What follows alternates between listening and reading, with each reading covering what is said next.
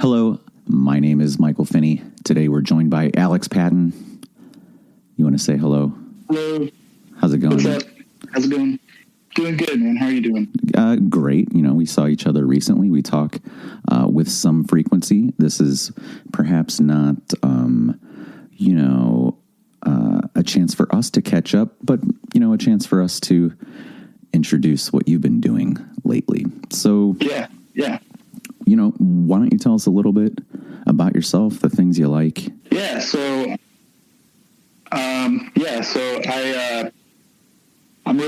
your pretty average, tech, art, music geek, through and through.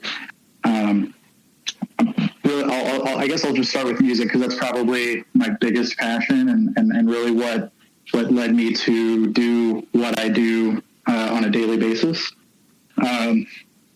I grew up listening to a lot of metal, writing music in a metal band, playing shows, and that was kind of like, actually even before that, I grew up playing trumpet and picked up guitar at a young age. But I would say music was kind of my introduction to design and marketing and branding, and kind of, what projected me into where I am today, designing software and designing digital experiences, that ultimately drive specific outcomes. Yeah, that's interesting, right? Yeah, for sure. How many people come from an art or music background and start to delve into media and exploring that and finding out how to make it work for them out of necessity, right. Really. Yeah, that's exactly it. So you were playing in bands and you started getting into other elements of design. What were those things? Back then it was mostly like MySpace layouts, logos, merchandising, album artwork, pretty much anything related to marketing and promoting the band.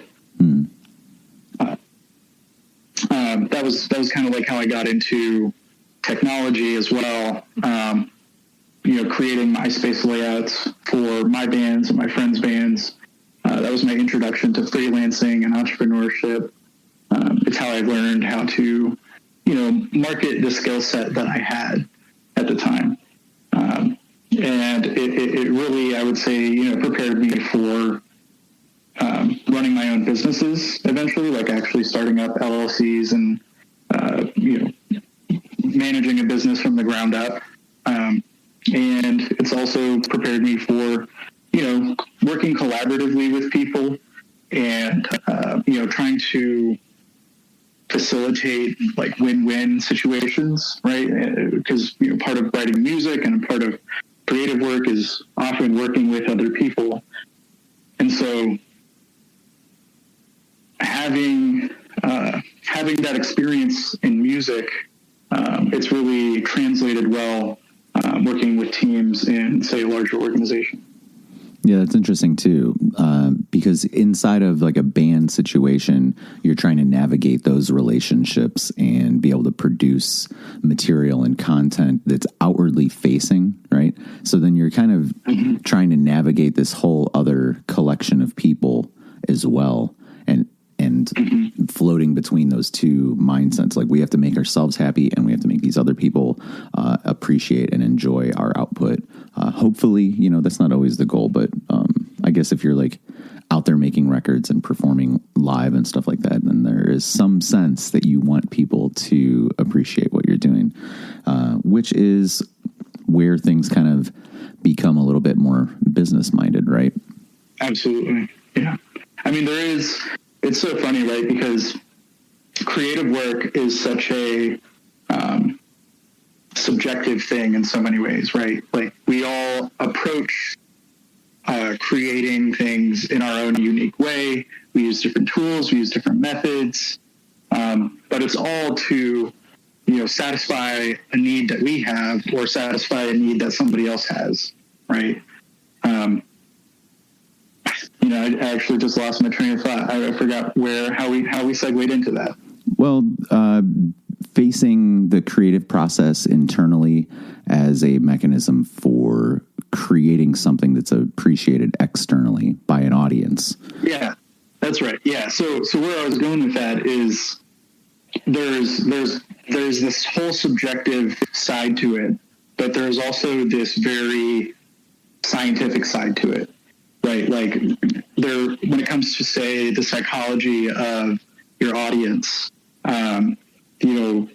each, say, specific persona within, the people who are listening to your content or who are following you online, they all have kind of their own unique perspectives and backgrounds, and you can cater to one or another if that fits your artistic goal or if that fits your business goal.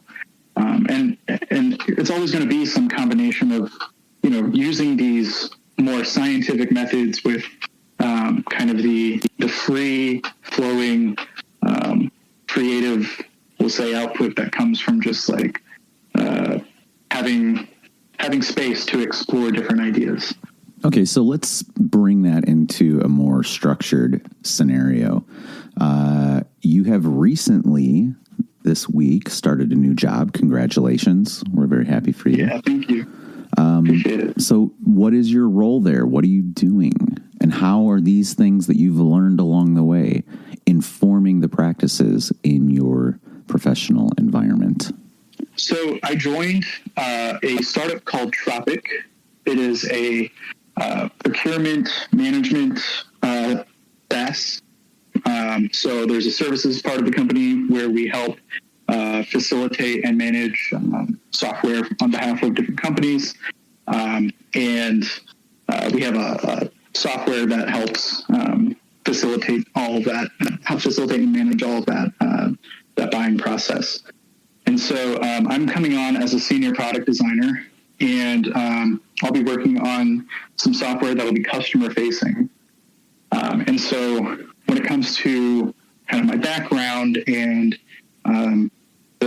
the range of experiences I have that brought me here,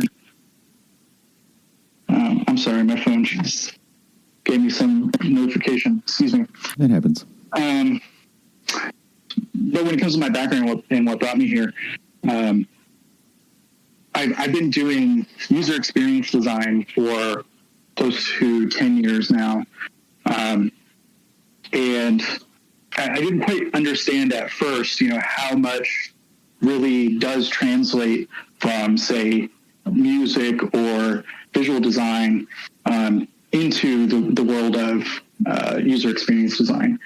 And it really all, again, kind of circles back to psychology and emotion and kind of how people connect to the things that they love, right? And there are methods that are available to us as creatives that can help us amplify specific emotions for one reason or another. So I think for me, I've learned how to take that sort of emotional intelligence that I've developed from my creative work in visual design and in music, and that's helped me better. It's helped prepare me to better connect with the people that I'm serving on the other side of the screen when it comes to the software that I'm designing. Yeah, I like how technology is going to be interfaced with, right? And it's not a specialty of mine, but it is something that I like to think about in general. And when you're doing something as big as a piece of software, you can do anything you want. You could place anything inside of there, and you're just amplifying the potential pitfalls. But to be able to strip back and give people a very clean and friendly path to find the things that they are actually trying to do, that takes a lot of work and a lot of research and understanding about how people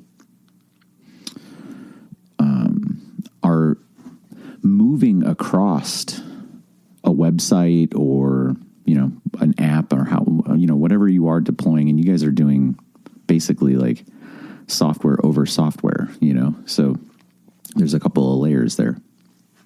Yeah. So there's something that we were playing around with over the last couple of weeks, image generation with artificial intelligence. Yeah. And a lot of people are, yes.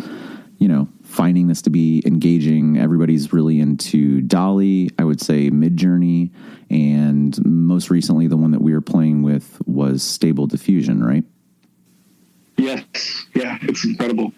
They're all incredible. They are all incredible, and they're fun to play with, and it is, staring into the void and finding what stares back at times. But why don't you tell us how you found your way to some of this stuff about a year ago, I think it was? Yeah, so I think it was probably 2018, actually, when I took an interest in creative coding, where my kind of artistic sensibilities could merge with my technical skill sets. I didn't really do a whole lot of work back then, but I spent a good bit of time just researching, like, hey, what does this space look like? Who's doing what? What tools or languages are they writing this stuff in? And I would say slowly over the last few years, I've come to gain more knowledge in general about data science. I'm not any expert by any means, and that's really, working in databases and working with data is not really what I can excel at, but I understand enough at a high level to get a sense for what's going on under the hood, at least somewhat. And so I think it was probably about a year ago when I came across a service called Accomplice.ai. And I'm blanking out on the name of the guy who started it, but it was one of the earlier diffusion models available for use publicly. It's a cloud service. I think I don't remember what he was charging at the time, but it was really cheap. And I was like, yeah, let's play around with this and see what this does for me. And that's kind of where I started to learn about prompts and image inputs, and as well as the various models that exist and what makes them unique in terms of their input data and their output data. And so, when it comes to, say, DALL-E, Midjourney, Stable Diffusion, I think it was probably, I'd say 4, 5, 6 months ago when I started playing around with Midjourney actually Disco Diffusion first, and then Midjourney had their beta, and I had an invite and started playing around with it there. OpenAI had their invites available, and I got on there not long after. And it gave me a lot of familiarity, kind of just with, I took that knowledge that I developed with Accomplice, started applying some of the same prompts and ideas into these systems to see, okay, what kind of outputs are we getting here? And just continuously more and more impressed by what I'm getting each time, as I was jumping into these tools. And most recently, there's a GitHub user, goes by Automatic 1111, and he or she has this GitHub repo where you can download Stable Diffusion as well as a web interface. And if you have the graphics power, then you can run Stable Diffusion locally on your machine, use this web UI to configure your prompts and what kind of settings you want for your generation. And it's even more powerful than I would say it's way more powerful than just what I've been able to do with Disco Diffusion and the Google Colab notebooks that I've played around with, or with Midjourney and Discord. You just have so much more ability to refine this in a very user-friendly way. Yeah, just from the time that I saw it with the web, inside of the web browser, it's basically, a lot of faders and a couple parameters here and there that allow you to dial in just I don't know, like you're using a synth, really. That's kind of how I think of it. Yeah. Exactly. Yeah. Yeah. Very modular, and you can import images and then merge these images with additional prompts and other art styles. And anybody familiar with this stuff is going to know kind of like how you tweak wordings or place additional modifiers or exclusions and things like that, just like you would with code. But then there's a lot of like very unpredictable, I mean, at least, you know, as a very novice observer and user of this, that there are all these different parameters that just radically shift things, you know, almost seemingly unpredictable, you know, from my eyes as an external, you know, entity watching this stuff happen. But it is cool, and it does allow you to move very rapidly just from an idea to a visual. And I think that's very compelling for people that, you know, like me, are not visual artists, are not drawers or illustrators in a traditional sense. I mean, you know, I could doodle something, but I can't necessarily put together what I would consider to be like high quality graphic design. And it is something that is a challenge, you know? Yeah, it certainly takes skill set. And, you know, to add what you're saying about, you know, how it's almost unpredictable, there's definitely this slot machine element to image generation. I would say seeds are the value or the input parameter that really add them, I would say, the most variability to your image generation. And so, you know, once you have found something that you like, you can recycle that seed and continue to adjust those parameters until it's like more precisely what you're looking for. Yeah, that was really incredible. And then there's also, yeah, totally. It's fantastic to see just like how limitless the horizon is, we'll say. And the other really incredible part too was like just being able to go back and regenerate the same image, which I thought was kind of amazing. Like, it just seems, shouldn't there be something else getting spit out here? But it is a reliable algorithm. Excuse me. Totally. In that sense. So you can return to like these, I don't know, fence posts, these mile markers that you might have really enjoyed at one point while you're working through it. Yeah. That's why, like, as I'm running Stable Diffusion locally, I also have a log of every prompt that runs and what its parameters were. Yeah. So that, you know, as I'm going through my files, you know, all the outputs, and, you know, I find one that I like, I can go back to my log and find that, you know, image ID and replicate that using the same seed and parameters that I had. Critical. So where do you think all this stuff is going? You know, in the short term, medium term, long term, what are we going to get out of this stuff? That's a really great question. There's certainly already, we'll say, a flood or a tsunami of image generation, AI image generation, all over the web right now. Every social media site that I'm on, every, you know, art themed or creative focused website, you know, there's some talk about it, about this space right now. And I think there's a ton of value in this type of model like Stable Diffusion that's been trained on this massively large public data set, and being able to use more or less natural language to describe, you know, some particular concept or set of concepts.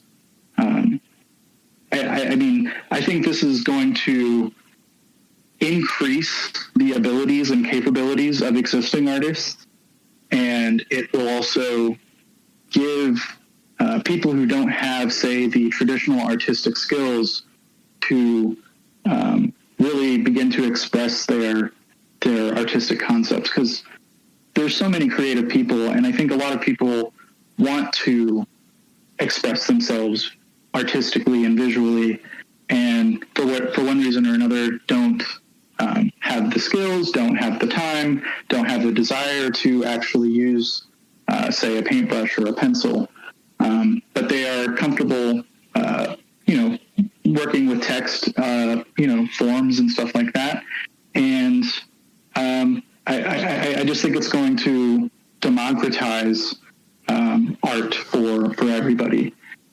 There's something to be said about, say, the commoditization of it, and you might say the devaluation of it. But from what I can tell, the artists that I know that are incorporating the existing artists, the traditional artists that I know who are incorporating this into their workflow, they're getting a ton of engagement. Much more so than, say, myself, who I've been sharing my art plenty of places, but I just don't have the audience, right? And so they are creating things that they otherwise wouldn't have the time to put together. And I think, they're starting to see the benefits of it. Yeah, I think that's great. I think there's definitely like an accessibility aspect that opens up possibilities for people. I mean, obviously, art is a fairly equal playing field, but at the same time, there are some limitations. So being able to express yourself either verbally or through text, and being able to generate images if you don't necessarily have the physical capacity or the skills, just in general to be able to do that, then I'm sorry, hold on, I'm getting notifications too. Then having these kind of tools available means that we all get to appreciate other people's ideas that we might not otherwise have been able to. I totally agree. I will say, one area of concern, you might say, ethically, would be around just how they sourced the data, particularly in the case of Stable Diffusion, DALL-E, and Midjourney. Obviously the data that they used was publicly available in the sense that, it's on the open web. You could create a bot to go scrape the web and, download and annotate that data. However, when it comes to, say, licensing, it's really a gray area on whether or not it's fair use, right? I think all art has this, pretty much all art is derivative, if you ask me. And so, there's definitely the case to be made that so many of these outputs are so vastly different from the data that it originally came from that it is fair use. And, you wouldn't be able to attribute it to one specific artist, even though it might be in their style. But I still think, there's some hairy questions just around, let's say on the off chance that you do produce something that is almost identical to an existing artist, I think that's not fair to them. But it's the thing is the genie is out of the bottle. Yeah, I think there's something to be said about homage too, though. There's a lot of artists on the comic con series circuit who are generating imagery or generating characters, and we let that slide. Yeah. I'm not too concerned about it. I think there are legal questions that remain to be answered, but overall, I think that the technology is fascinating and it's here to stay. It's not going away. There's not any way that you can make it go away. And I think, if we invest in specifically open source AI, continuing to make things accessible and open and understandable by everybody, I think that's the way that the safest way to manage this personally. Yeah, I think that's probably a fair way to go about it. If we're all kind of trying to keep an eye on things, then hopefully it won't get too out of control, right? Yeah. Well, hey, man, we've been talking for a while, and I think we've covered the ground we were looking to. I appreciate you taking the time. Yeah, absolutely. I appreciate you having me on, dude.